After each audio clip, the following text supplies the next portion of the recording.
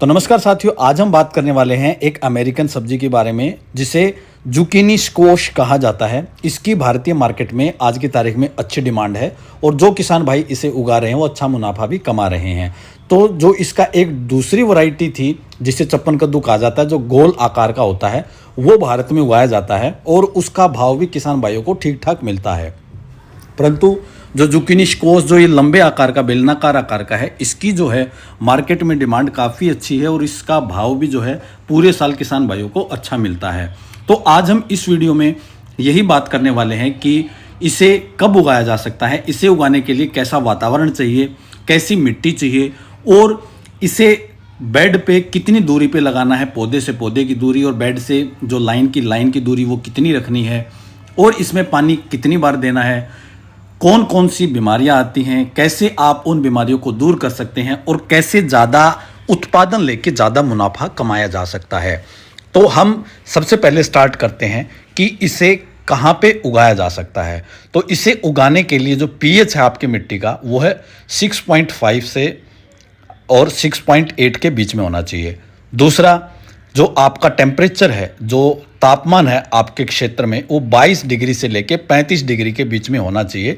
1-2 degree ऊपर नीचे चलता है तो इसका मतलब है कि आप इसे पूरे भारत में कहीं भी उगा सकते हैं। उसके बाद है आपको जो है पौधे से पौधे की दूरी कितनी रखनी है, वो हम आगे इस वीडियो में बताएंगे। तो सबसे पहले हम स्टार्ट करते हैं। अगर आप अपने घर में उगा रहे हैं छोटे लेवल पे 5 या 10 पौधे, जो एक परिवार जो है छोटा परिवार उसके लिए काफ़ी हैं, तो उसके लिए आप जो है मिट्टी को गमले में तैयार करके प्रॉपर रख के उसमें आप बीज को डायरेक्ट लगा सकते हैं। कुछ किसान भाई जो अगेती फसल करते हैं वो प्रो ट्रे वगैरह में लगा के इसे जब प्योर तैयार हो जाती है उसको डायरेक्ट जो है बेड में ट्रांसप्लांट कर सकते हैं।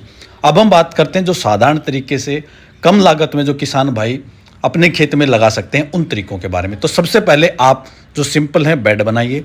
बेड बनाने के बाद जो आपकी ड्रिप की जो है एक बेड की चौड़ाई आप जो है 1 फीट रखिए। 1 फीट रखेंगे तो आप उसमें जिगजैग मेथड में 2 लाइन लगा सकते हैं। एक बेड मतलब एक बेड के ऊपर 2 लाइन लगाएंगे और जो बेड से बेड की दूरी है वो आपको लाइन से मतलब बेड से बेड मतलब लाइन से लाइन की दूरी है वो मैक्सिमम आपको 4 फीट रखनी है अगर आप एक बेड पे 2 लाइन लगा रहे हैं तो। अदरवाइज आप 3 फीट रख सकते हैं और जो पौधे से पौधे की दूरी है वो आपको 3 फीट रखनी है अगर एक बेड पे 1 लाइन लगा रहे हैं। अगर एक बेड पे 2 लाइन लगा रहे हैं तो पौधे से पौधे की दूरी आपको 2 से 2.5 फीट के बीच में रख के आप ज़्यादा पौधे लगा सकते हैं। ये जो पौधा होता है ये बेलनुमा नहीं होता है, इसलिए इसकी जो दूरी है हम कम रखते हैं। अब बात करते हैं हम, जैसे ही आप जो पौधे का आपने बीज रोपण किया है तो बीज रोपण आपको करना है जहाँ पे आपके ड्रिप्स की लाइन है, अगर आप ड्रिप से खेती करते हैं। अदरवाइज आप बेड जो आपने जो बेड बनाए हैं उनके कॉर्नर पे 1 इंच की गहराई तक जो है आप बीज को रख के मिट्टी से ढक दीजिए और उसमें जो है आप पानी दे दीजिए। पानी देने के बाद जो है 5वें-6ठे दिन आपका पौधा उग के तैयार हो जाता है। जैसे आपका पौधा तैयार होता है, निकल के आता है, अगर आप जो है मल्चिंग करते हैं, मल्चिंग के भी कई तरीके होते हैं, कम खर्च वाले तरीके मैं आपको बता रहा हूँ। उसमें आप जो है भूसा डाल सकते हैं या फिर जो है पराली है, पराली को डाल सकते हैं। उससे क्या हुआ कि खरपतवार नहीं उगेगी तो जो है बीमारियाँ कम आएंगी, अच्छा जो है फल आपका बन के तैयार होगा। उसके बाद क्या है कि आप इसमें जो है पानी आपको इसमें प्रॉपर ध्यान रखना है। इस पौधे में, इस फसल में पानी की ज़्यादा आवश्यकता होती है, इसलिए वही किसान भाई उगाएं जहाँ पे पानी की मात्रा जो है काफ़ी अच्छी है। तो पानी आपको दूसरे-तीसरे दिन, अगर आप ड्रिप से दे रहे हैं तो दूसरे-तीसरे दिन कम से कम 1.5 से 2 लीटर प्रति पौधा आपको इसमें पानी देना है। उसके बाद है कि आपको इसमें नमी जो है बनाए रखनी है, ये भी आपको इसमें ध्यान रखना है। तो जैसे ही आपकी फसल जब 15-20 दिन की होती है और इस पे फूल आना स्टार्ट होता है तब आपको एक चीज़ का ध्यान रखना है कि इसमें जो है मधुमक्खियों की जो है संख्या ज़्यादा रहनी चाहिए, क्योंकि इसमें एक ही पौधे के ऊपर दोनों फूल होते हैं, मेल और फीमेल, मतलब नर और मादा फूल दोनों एक ही पौधे के ऊपर होते हैं और वो अलग अलग होते हैं। इसलिए उनके जो है पोलन्स को गिरने के लिए, अगर उनके पोलन गिरने के लिए उसमें परागकण के लिए जो है मधुमक्खी की आवश्यकता होती है। और मैं जो घिया में भी हमने आपको बताया, कुकुम्बर में भी आपको बताया कि जो इस तरह की जो फसलें होती हैं उसमें मधुमक्खियों की संख्या की काफ़ी इंपॉर्टेंस होती है। अदरवाइज आप देखते हैं जहाँ पे मधुमक्खियों की संख्या कम होती है तो जो मेल और फीमेल फ्लावर है उनसे परागण नहीं हो पाता है, तो जो फूल हैं वो नीचे झड़ने लग जाते हैं बिना फल बने। तो जब बिना फल बने जब फूल झड़ता है तो आपको उत्पादन का बहुत ज़्यादा नुकसान होता है। इसलिए आपको क्या ध्यान रखना है कि मधुमक्खी की संख्या जो है बढ़ा के रखनी है। उसके लिए आप क्या कर सकते हैं, आप कोई जो है गुड़ वगैरह का घोल बना के वो छिड़काव कर सकते हैं, तो ज़्यादा मधुमक्खियाँ मीठे पे ज़्यादा आती हैं तो ज़्यादा मधुमक्खियाँ आएंगी। फिर भी अगर कमी रहती है तो आप 1-2 बॉक्स जो है मधुमक्खी पालन वाले बॉक्स हैं वो रख सकते हैं, जो 2 या 3 एकड़ की खेती के लिए काफ़ी रहते हैं।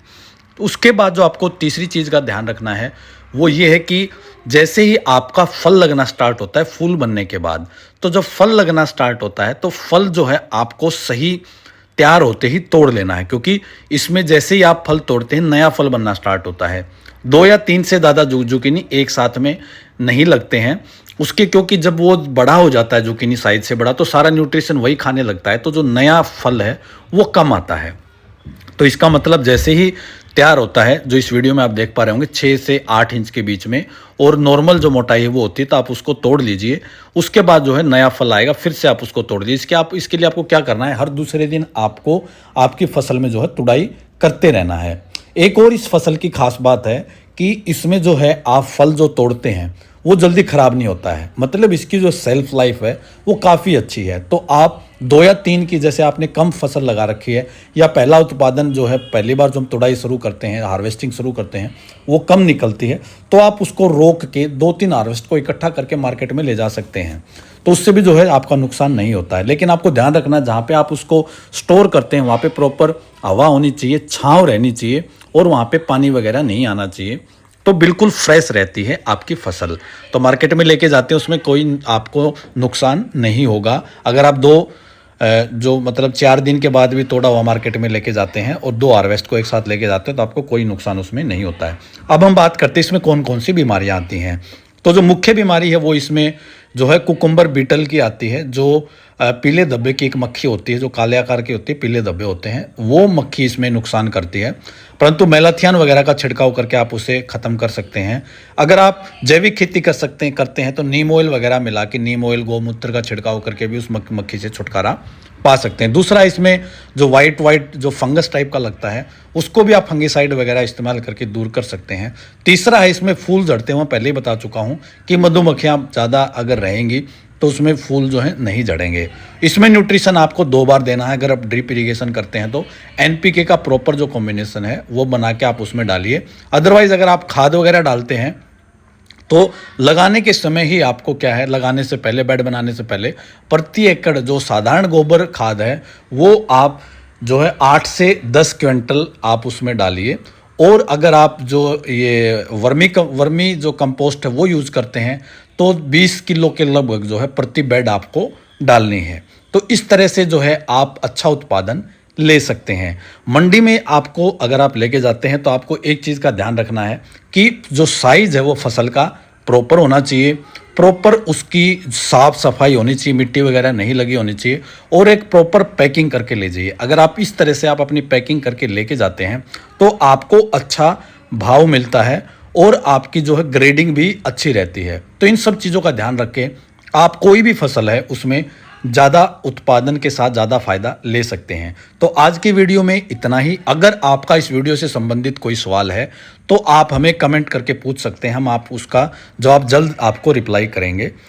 और आप इस वीडियो को ज़्यादा से ज़्यादा किसान भाइयों तक शेयर कीजिए। अगर आप हमारे चैनल पे नए हैं, पहली बार आए हैं, तो चैनल को सब्सक्राइब जरूर कीजिए और हमारे जो पुराने वीडियो हैं उनको भी ज़रूर देखिए। आपको ऑर्गेनिक खेती से जुड़े काफ़ी इन्फॉर्मेटिव वीडियोस देखने को मिलेंगे। तो आज का वीडियो यहीं समाप्त करते हैं। नेक्स्ट वीडियो तक के लिए जय हिंद, जय जवान, जय किसान।